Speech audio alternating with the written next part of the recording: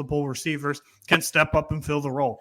The Chiefs went out and got Juju Smith-Schuster in the offseason, who, contrary to most beliefs, he's had a couple of solid seasons in the NFL. You know, he's a reliable, short, yardage pass catcher who's got good hands. They went out and they drafted Sky Moore.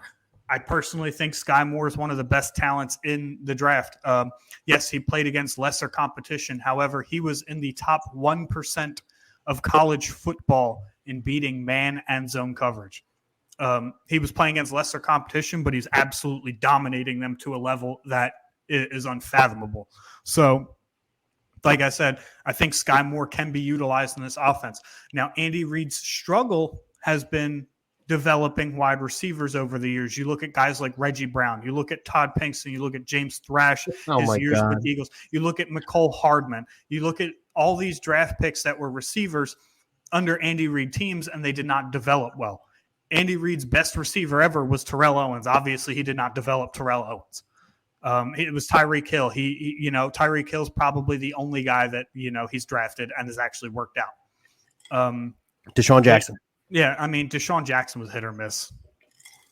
Like Mike Williams. Well, in a different aspect. In a different way, yeah.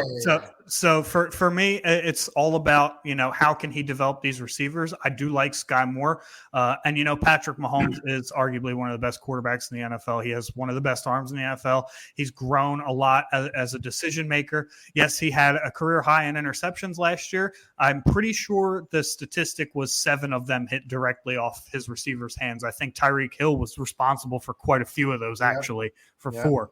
So the numbers are a little bit incorrect. However, I do have faith in him. I have faith that he is the most talented quarterback in the division. And I also have faith in the fact that Andy Reid is far and away, I hope Krogan's listening to this, far and away the best coach in this division. It's not close. Mm-hmm. Give me the Chiefs at 12-5 winning this division because their coaching is vastly superior to everybody else in the division. Go ahead, Bill. All right. So for me, a lot of the same stuff that Ryan just said. I'd hate to sit here and hammer, the dead horse here. Mahomes loses one of his favorite targets. Tyreek Hill goes to the Miami Dolphins. You can't deny the impact that Tyreek Hill had on the field. However, he does keep Travis Kelce for obviously. And then Ryan said his name. He said that Andy Reid has failed to develop a wide receiver in Kansas City named Mecole Hardman. Very, very, very boom bust game here, game there. I think with Tyreek Hill out of the lineup and Juju Smith-Schuster not being as quick as Tyreek Hill, Mecole Hardman is used more. And as a result, I think he gets more obvious repetitions and receptions and touchdowns and yardage. So that's good for Mecole Hardman. As you pointed out, Juju Smith-Schuster is also a new addition. Sky Moore was drafted. We like Sky Moore a lot. Based on last year's win percentage, it's worth pointing out that the Chiefs have the 5th toughest schedule coming into the season. Based on last year's win percentage, obviously we can't predict what every team is going to do this year based on last year's win percentage. And as a result of that, I have the Chiefs finishing at 11-6 and winning the first place in this division. What place did you have the Raiders in? 3rd. Okay. I think our second team are going to. Our division's going to align exactly the same. You think so? Yeah. Okay. Tim? I have I want to say 12-5. Damn right you do.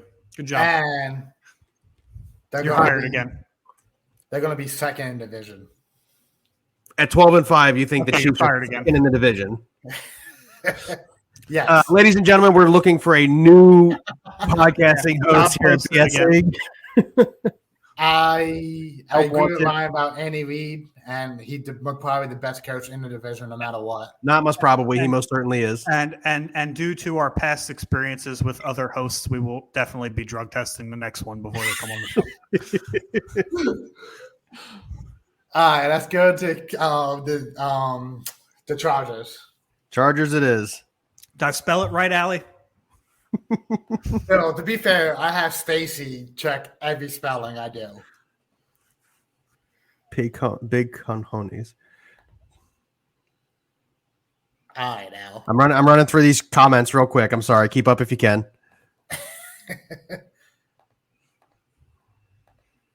So Krogan thinks Juju leads the Chiefs in wide receivers. I agree with that. However, I think it's just going to be because he has a more dominant first half. I would like to point out that she's an unpaid tech person for anybody who may be watching. It's important that I say that. You guys don't know why, but it's very important. Anyway, I agree with Krogan, although I think it's going to be pretty close because I think once the second half picks up and Sky Moore picks up the speed of the NFL, he leads the Chiefs in receiving in the second half. Absolutely. As far as receivers go, obviously Travis Kelce will eat the targets. But I think my question about Bill. You said McCall Harmon's going to get more work. Do you think McCall Harmon's going to finish above Juju? No. No. I agree with Ryan. Sky Moore will lead the Chiefs in the second half of the season. Juju Smith-Schuster will be wide receiver 2 there, but Mecole Hardman will hammer his way into a definitive wide receiver 3 role versus like what he's been doing the last couple of years as a wide receiver 3. Okay. Bill, you can start us off with the Chargers since Ryan went first last 2 times. Okay. The Chargers have arguably the best quarterback in this division. I know Mahomes and him are close. However, if we're talking about like pure talent, arm strength, stuff like that, I think Justin Herbert is the best quarterback in this division. Ryan does not agree with me the way he's leaning back like that. I can see, which is fine. Before this whole conversation started. Good that we disagree here. The running game is more of a passing attack. You don't really have a downhill tumbling guy. Thank you, Tom McCarthy, for hopping on. You don't have a downhill tumbling running back. Isaiah Spiller is a little bit more that than Austin Eckler is, but their running attack is more of a passing attack, which in close games, as you saw against the Raiders at the end of the season last year, it can be more detrimental than helpful. And I think that plagues the Chargers a bit here. You've got a defense that spends a lot of time on the field. The team as a whole is not as good as the other teams in the league. Williams and Keenan Allen are still both really good as wide receivers. As I've already pointed out, very boomer bust one way or the other. It's like week to week. Justin Herbert just decides 12 to 14 targets for Williams, 8 or 7 to 8 for Allen, and then the next week he switches it up. My concern with the Chargers here is that they lack depth at most positions. So for me, they finished 4th in the division. They finished at 9-8, still a winning record. However, they finished 4th in the division. I did the same freaking thing as Ryan.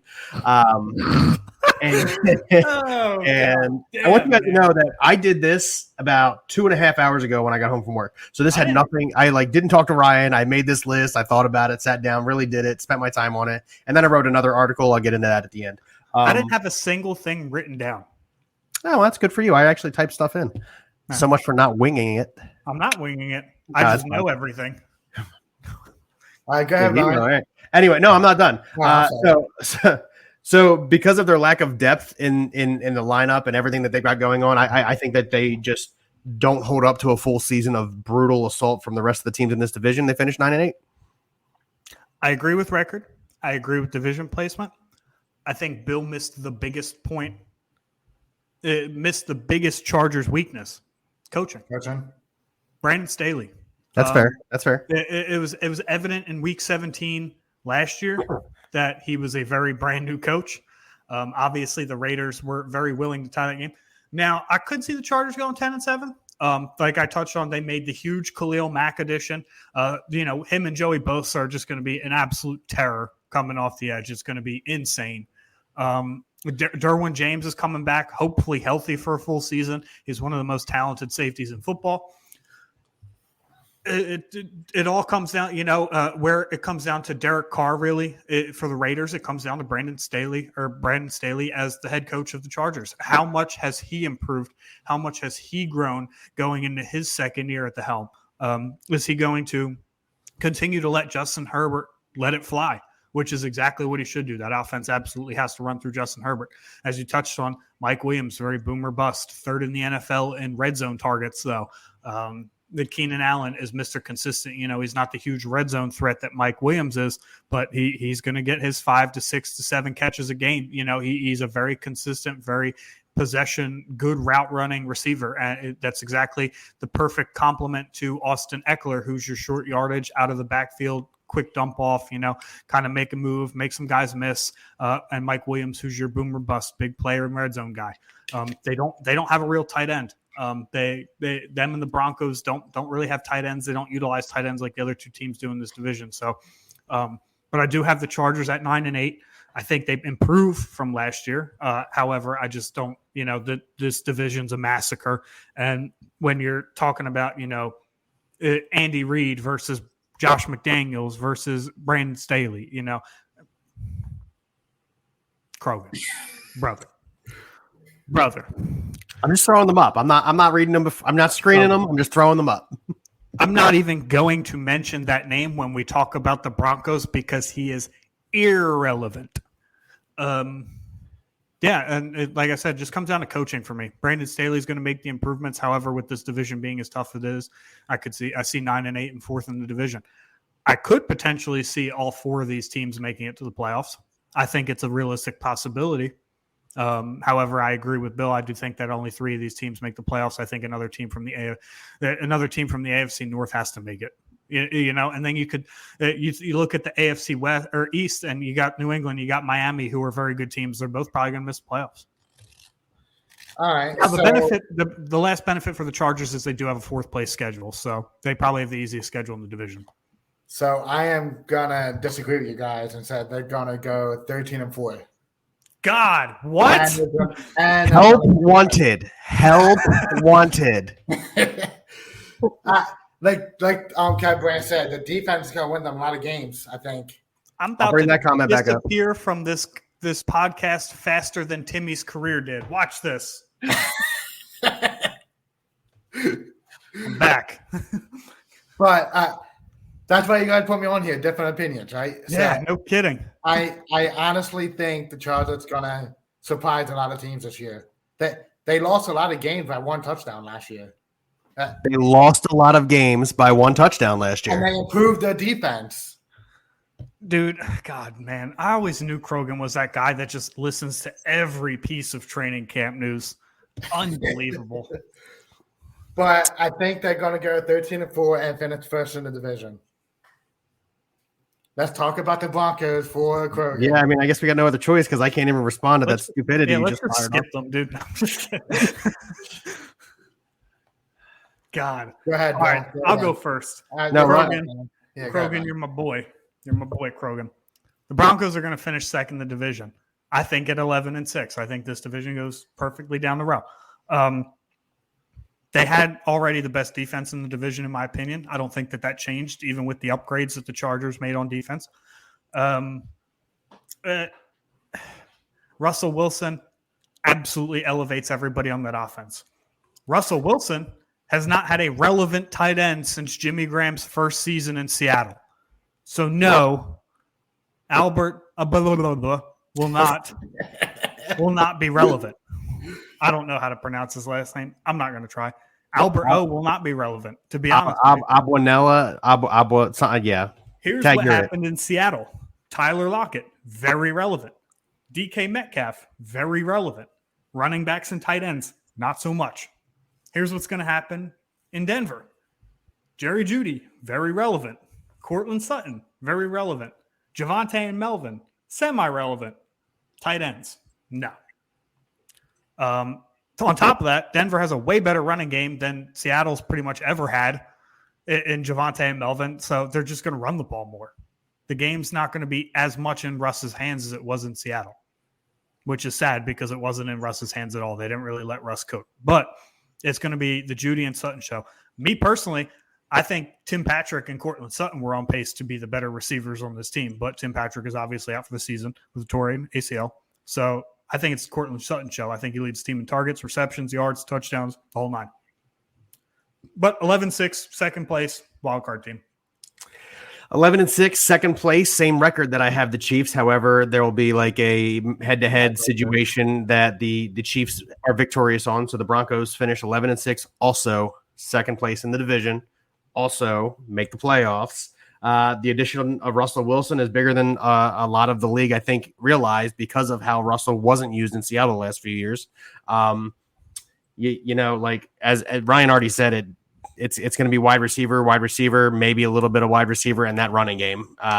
Whatever tight end is on that team, we already can't pronounce his name. I'm not going to attempt it again. He's going to be a significant afterthought. And listen, if in 7 or 21 weeks it turns out that Albert O, whatever his last name is one of the best tight ends in football because I'll Russell come Wilson on here and say I'm wrong. I've done it. I will come on here and openly admit that I was wrong. It's not going to happen. I'm extremely confident that it's not going to happen. But that, as Ryan